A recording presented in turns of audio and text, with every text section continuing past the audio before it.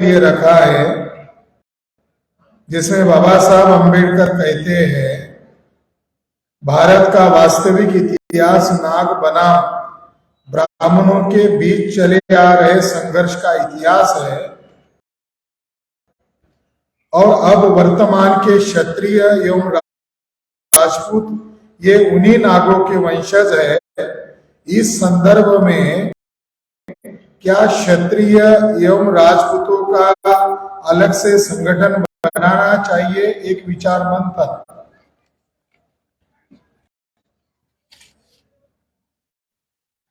हमें खुशी भी हो रही है, बौद्ध राजा जयचंद जी के वंशज यहां पर आकर अपनी परंपराओं को बौद्ध धर्म के साथ जोड़कर बता रहे हैं और खुशी भी इस बात की हो रही है कि दूर देश कनाडा में बैठकर जो यहां अधिवेशन में आने वाले थे मगर वहां उनको कोई रुकावट या कठिनाई होने के वो आज यहां पर नहीं आए, मगर उन्होंने संदेश भेजा। वो महाराणा प्रताप सिंह के वंशज, उन्होंने भी इस बात के लिए हमें बधाई दी। राजपूतों को लेकर schedule caste, schedule tribe, OBC के लोगों में ढेर सारी भ्रम और भ्रांतियां हैं। राजपूत और क्षत्रियों को लेकर हमारे मूल निवासी लोगों में ढेर सारी भ्रम और भ्रांतियां हैं और ये भ्रम और भ्रांतियां होने की वजह ये है कि ब्राह्मणों के द्वारा जो सरकारी पाठ्यक्रम बनाया गया और उन सरकारी पाठ्यक्रम बनाने वाले जो ब्राह्मण पंडित ब्राह्मण लोग थे, उन्होंने ये भ्रम और भ्रांतियां पैदा की है। माननीय बिदावत जी यहां आए हैं और बिदावत जी ने मुझे एक जानकारी बताई।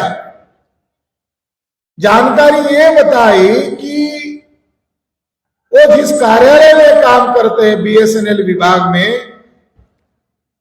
जो यहां पर मौजूद है, तो वहां पर वो अपने मित्रों को, अपने दोस्त परिवार को ये जानकारी डालते रहते हैं कि हमारा क्षत्रियों का एक इतिहास है, गौरवशाली इतिहास है, हमारी एक स्वतंत्र परंपरा है। और कभी कभी अपने व्हाट्सएप पर कभी महावीर का तस्वीर लगाते हैं क्योंकि महावीर क्षत्रिय थे, तो कभी बुद्धा का तस्वीर लगाते हैं। तो इससे उस कार्यालय में जो कर्मचारी है उन लोगों को बड़ी जलन होने लगी, उनको बुरा लगने लगा। एक क्षत्रिय आदमी बुद्ध की तस्वीर कैसे लगा रहा है?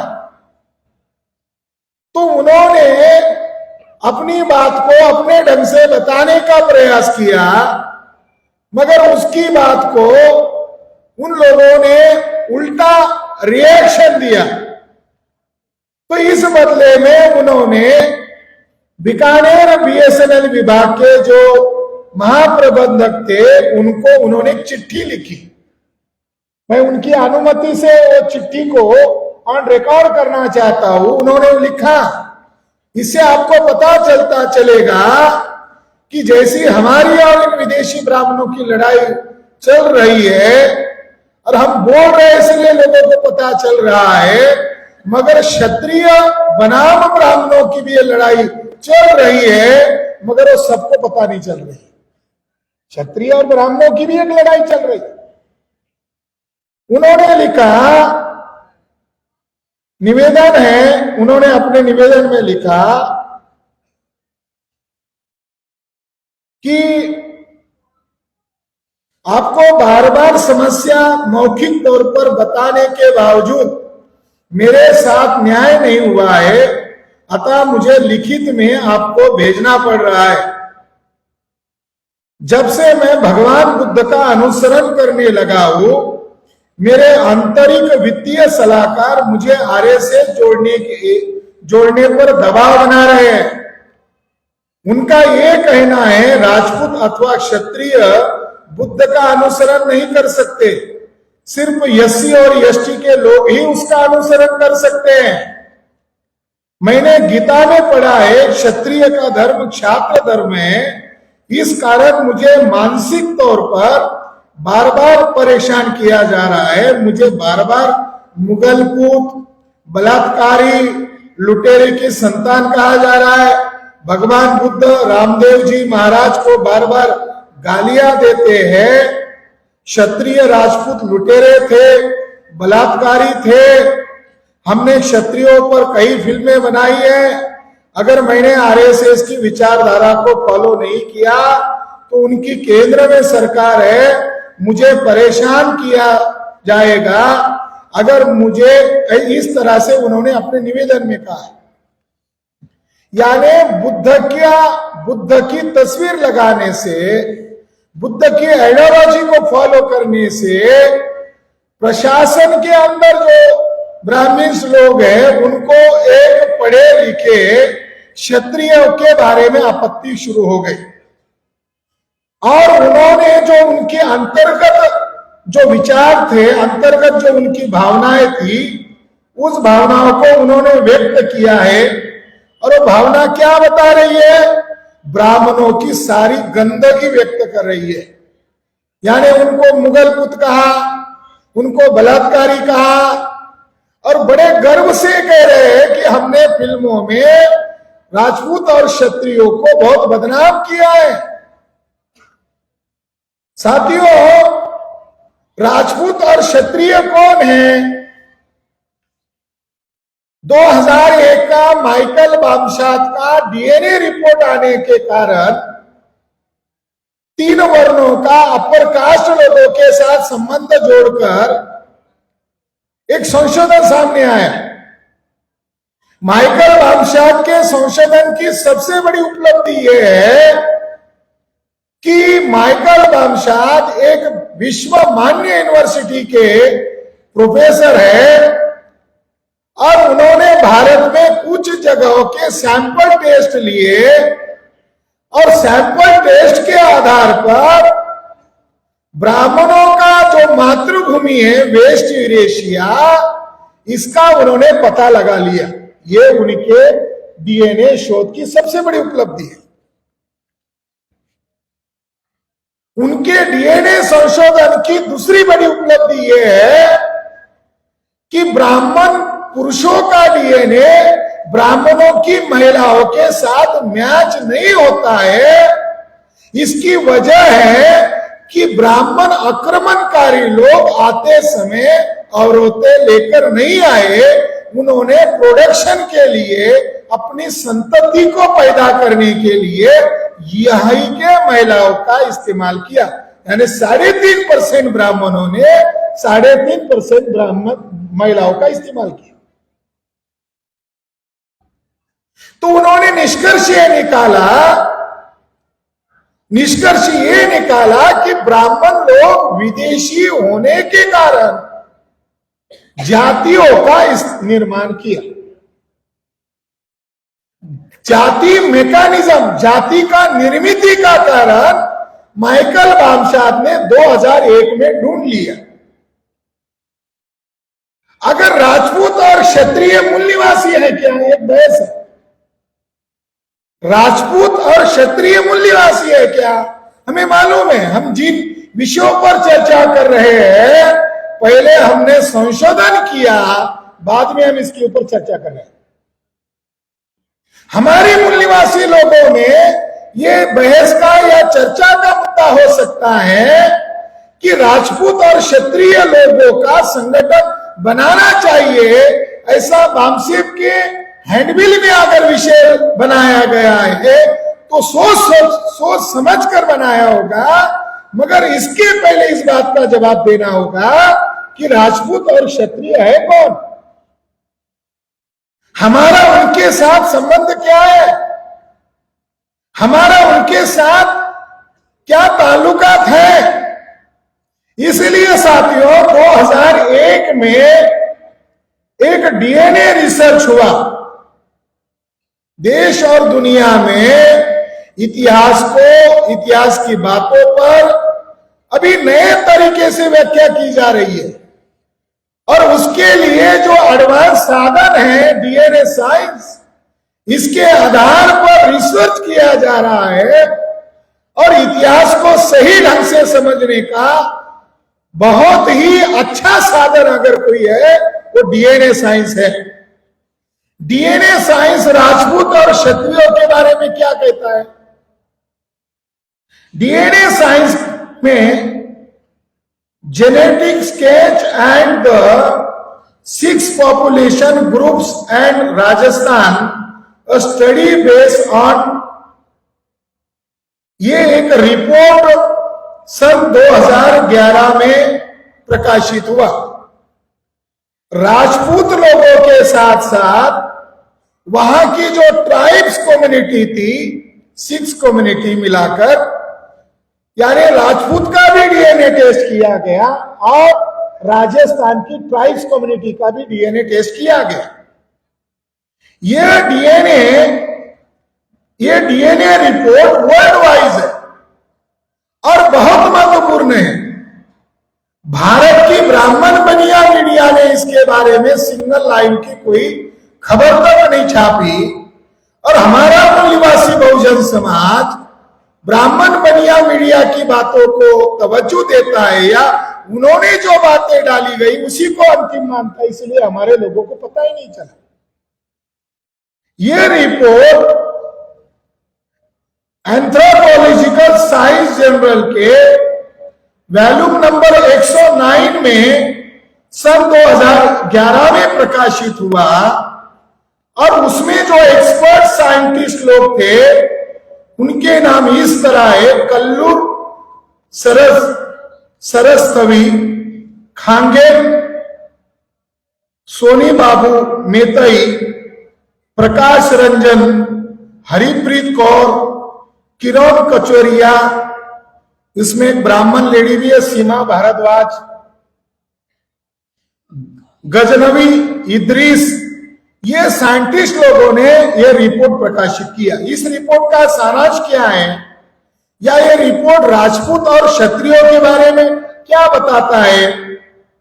इसमें राजस्थान के भिल्ल, डमारिया, गरासिया, मीना, सहारिया और राजपूत, इन समूहों के 221 सैंपल लिए गए और 12 डीएनए मार्कर इन मार्कर के लिए संशोधन के लिए लिए गया। इस संशोधन में यह पता चला हार्डी बिनबर्ग बीएमए के अनुसार इन सभी समूह एक दूसरे से संबंधित मिले। इन्हें राजपूत लोग और राजस्थान के ट्राइब्स लोगों के जो सैंपल लिए गए वो एक दूसरे से संबंधित पाए गए। इस संशोधन में यह बताया गया है कि राजपूत और मीना आनुवंशिक दृष्टि से एक समान है, और मीना राजस्थान के प्राचीन मूल निवासी जमाती है, और इन मीना आदिवासियों में से ही राजपूत लोग तैयार हुए हैं।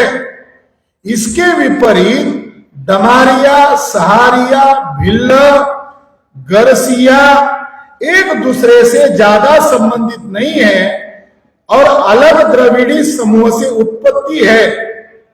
भील लोग तमिलनाडु के नायकपाड़े मूल निवासी आदिवासियों के साथ आनुवंशिक दृष्टि से संबंधित है।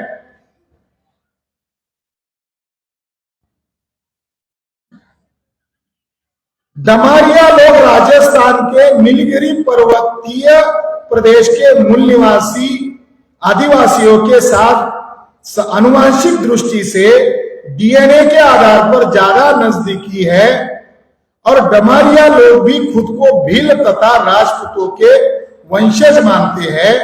राजपूत और मीना डीएनए आनुवंशिकता से एक ही है, और भिल्ल लोग दक्षिण भारतीय द्रविड़ी वंशज है।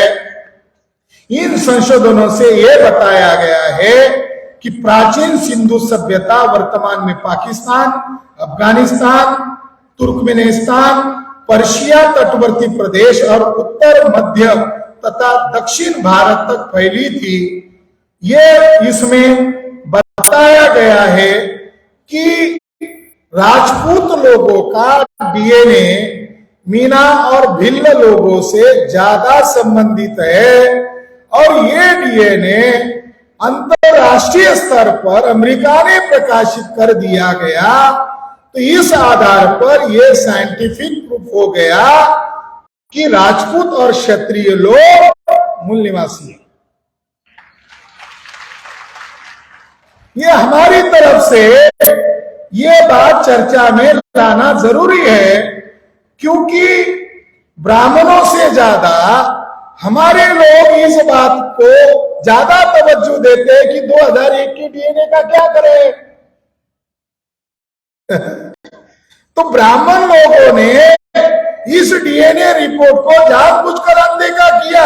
अगर ये भी एक डीएनए रिपोर्ट है तो इस पर ब्राह्मणों ने चर्चा क्यों नहीं की? तो ब्राह्मणों का इसमें इंटरेस्ट है हाइड करना। हमको इस बात को ज्यादा उजागर करना होगा। मगर सवाल यह है कि राजपूत लोग, क्षत्रिय लोग ब्राह्मणों के तरफ क्यों खिसक गए? ब्राह्मणों की छावनी में ज्यादा जाना पसंद क्यों करते हैं? तो ये भी एक सवाल है जो राजपूत और क्षत्रियों के लिए उनके मन में एक डर है। अगर हम लोग ब्राह्मणों के खिलाफ अगर खुला मोर्चा खोलते हैं तो ब्राह्मण लोग हमारी दुखती नस पे पकड़ेंगे। राजपूत और क्षत्रियों को एक डर है और वह डर उनको लगभग एक शताब्दी से सता रहा है। आज से सता नहीं रहा है। अंग्रेज अधिकारी था जिसका नाम है कर्नल टॉड। ये ज्यादातर राजस्थान में रिसर्च करता रहा और वहां ब्राह्मणों से दोस्ती कर लिया और ब्राह्मणों से दोस्ती करके कर्नल टॉड ने भाटों की कहानियों को आधार बनाकर राजपूत और क्षत्रियों का 1830 के पहले ही 1828-29 और 1833-34 तक 3 बड़े वॉल्यूम्स कर्नल टॉड ने लंदन में रिटायर होकर वापस जाते ही डिटेल में क्षत्रियों का इतिहास लिखा और जो बातें भाटों द्वारा बताई गई थी उन बातों को उसने तवज्जो दिया। उसने उस किताब में राजपूत और क्षत्रियों के रहन सहन पर ज्यादा गौर किया और उनकी महिलाएं पर्दा पद्धति रखती है इस पर उसने गौर किया। उसने दूसरा एक अध्ययन किया कि इनके अंदर जल पूजा है, इनके अंदर नाग पूजा है, इनके अंदर वृक्ष पूजा है, अग्नि पूजा है।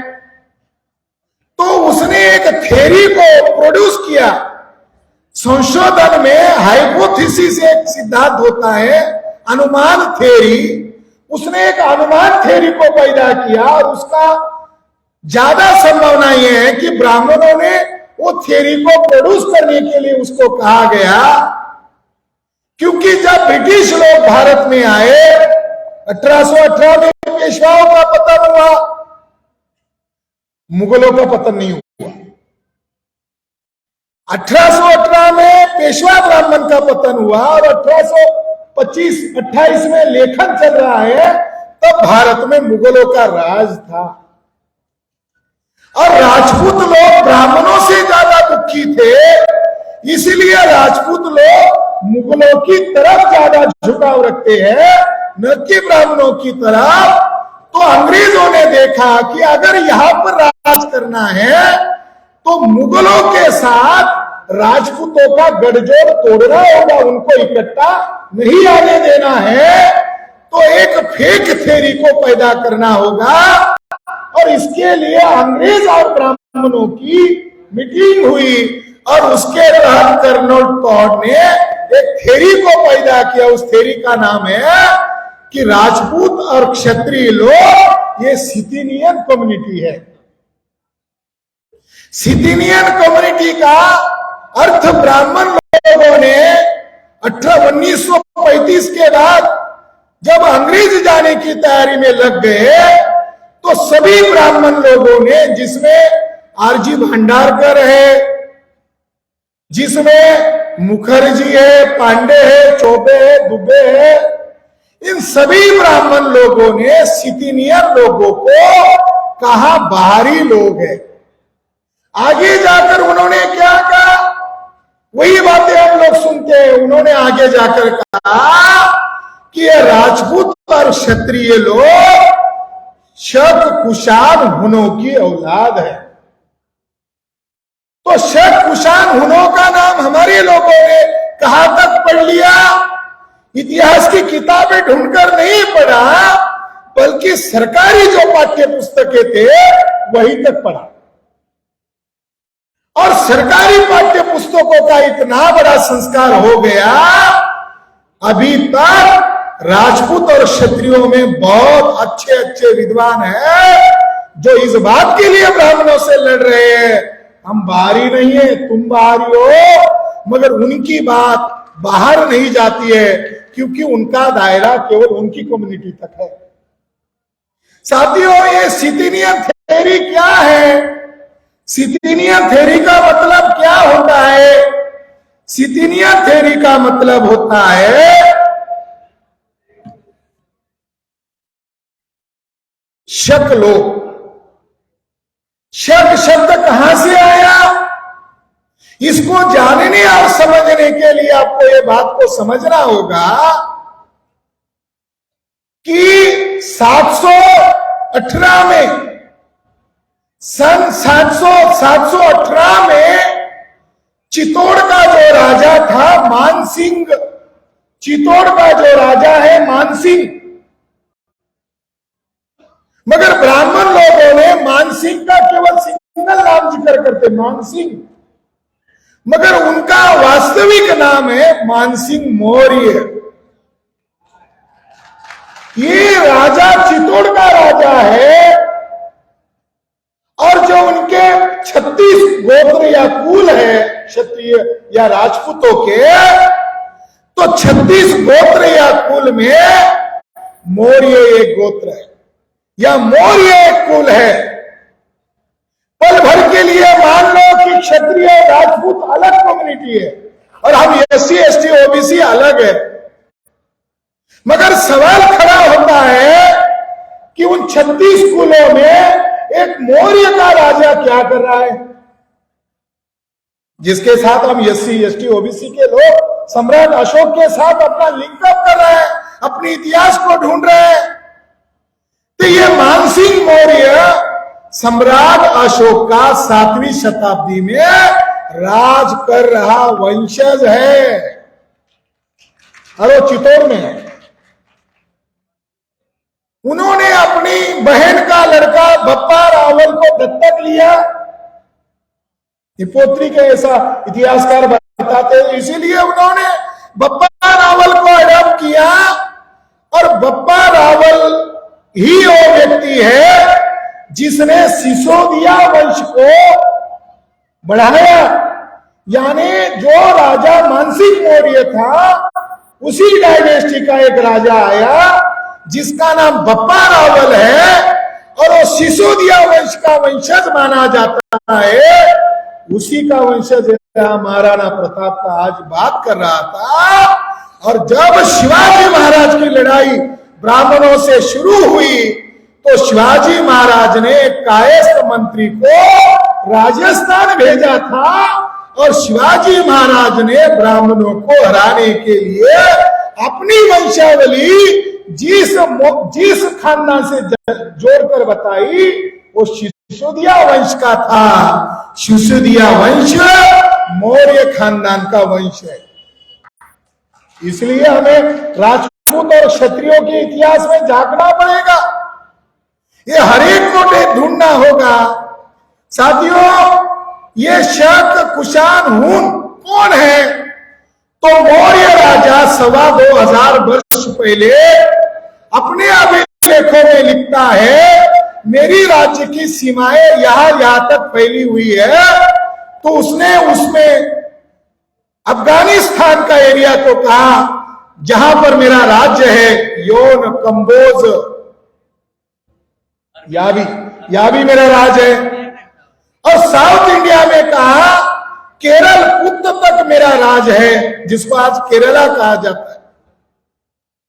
तो सिथिनियन उन समूहों को कहा गया जो सिंध की बाउंड्री पर रहते हैं। सिंध की बाउंड्री को रहने वाले लोगों को इन लोगों ने सिथिनियन थ्योरी कहा। अब नए सिद्धांत के आधार पर सिद्ध हो गया, शक लोगों को ही सिथियन कहा जाता है। और शक लोग कौन है? ये शक शब्द शाक्य शब्द से बना हुआ है।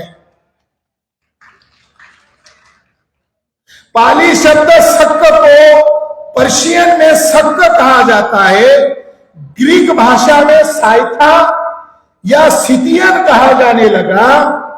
और सिथियन यह केवल भाषिक शब्द है। बुद्ध को जापानी में शाका या शक कहा जाता है। वास्तव में शक तथा सिथियन यह ईरानी और ग्रीक भाषा में शाक्य को ही शक कहा जाने लगा। तो ये जो सिथिनियन थ्योरी है, इस थ्योरी को ब्राह्मणों ने ज्यादा तवज्जो दिया और ज्यादा तवज्जो देकर इनको बाहरी कहा। मैं मेरी वक्तव्य के अंत में बताऊंगा कि ब्राह्मणों से राजपूत और क्षत्रियों को एक अलग से राष्ट्रीय स्तर का मंच बनाकर क्यों लड़ना होगा, मैं अंत में बताऊंगा। मगर ये बात तो प्रमाणित होती है कि उस समय का मौर्य का अखंड जम्बूद्वीप या अखंड भारत अफगानिस्तान के सीमा तक था।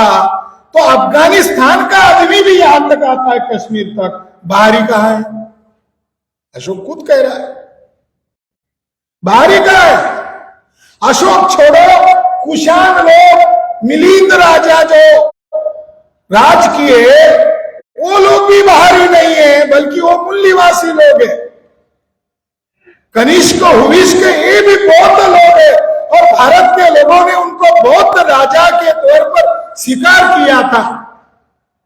मगर साथियों, इतिहास में बाबा साहब अम्बेडकर ने जो शूद्रों का इतिहास लिखा, तो शूद्रों के इतिहास के साथ साथ ये भी लिखा कि क्षत्रिय और ब्राह्मणों की एक लंबी लड़ाई कैसे चल रही है।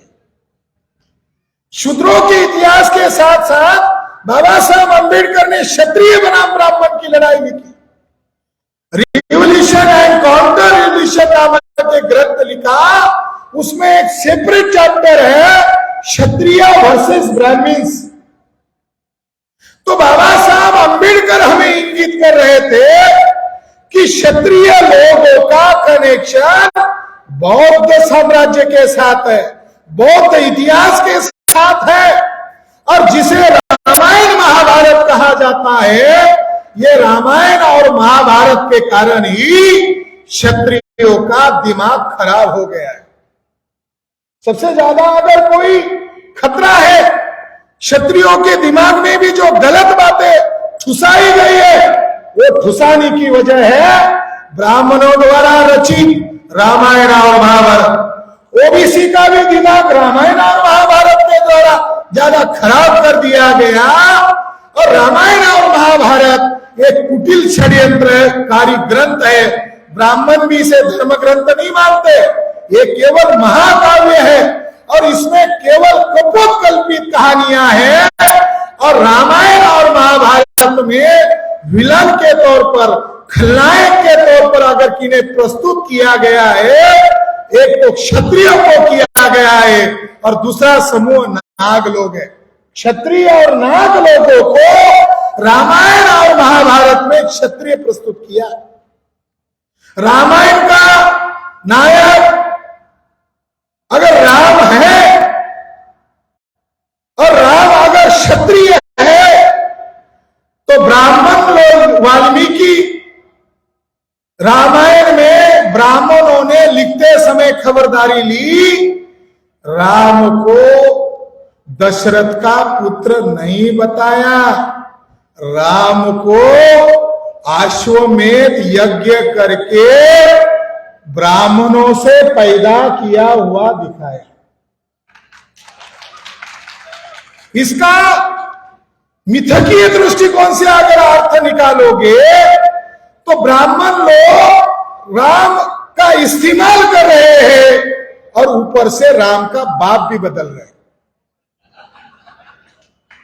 महाभारत का अगर मिथकीय दृष्टिकोण से अर्थ निकालोगे तो महाभारत में कौरव और पांडवों को क्षत्रियों की संतान बताते समय 5 पांडवों को क्षत्रियों द्वारा पैदा किया गया नहीं दिखाया, बल्कि उनको अलग अलग 5 पुरुषों के द्वारा पैदा किया दिखाया।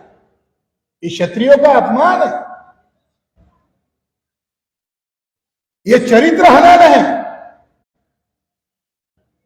साथियों, कौरव और पांडवों की कहानी किस लिए बताई गई? जो हमें बताया जाता है कोड लैंग्वेज में, ब्राह्मणों को कोड लैंग्वेज जल्दी समझ में आती है, हमें दूसरा ही समझ में आता है। महाभारत का मुख्य उद्देश्य क्षत्रियों को क्षत्रियों से मारना है। महाभारत का मुख्य उद्देश्य क्षत्रियों के द्वारा क्षत्रियों की हत्या करनी है। यह महत्वपूर्ण संदेश महाभारत के द्वारा। महाभारत के नायक न कौरव है, न पांडव है, न कृष्ण है। महाभारत के वास्तविक नायक का नाम है परशुराम।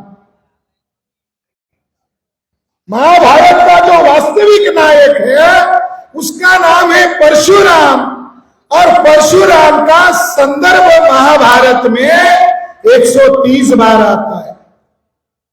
महाभारत की बीज कथा अगर क्या है तो परशुराम के द्वारा 21 बार क्षत्रियों को नरसंहार करना, यह महाभारत की मूल कथा है। हमें हमारे लोगों को शूद्र का तो हमारे पुरखों ने लड़ाई लड़ी, सेल्फ रिस्पेक्ट मूवमेंट। हमारे लोगों को अछूत का हमारे पुरखों ने लड़ाई लड़ी, मगर सबसे ज्यादा अपमानित की गई कम्युनिटी अगर कोई है धर्मशास्त्र के आधार पर वो क्षत्रिय लोग हैं। क्षत्रियों का इतना बड़ा अपमान किया गया, जब परशुराम ने 21 बार निक्षत्रिय किया, अध्याय नंबर 3 में यह लिखा गया है कि एक क्षत्राणी गई परशुराम के पास और उसने कहा कि मेरा वंश कौन चलाएगा, इसलिए तुम ही मेरे से बच्चा पैदा करो। ये बात महाभारत लिखने वालों ने लिखा और क्षत्रियों का सबसे बड़ा चरित्र हनन किया। साथियों, परशुराम ये कैरेक्टर काल्पनिक है। जो मिथकीय बात है वो कैरेक्टर काल्पनिक है।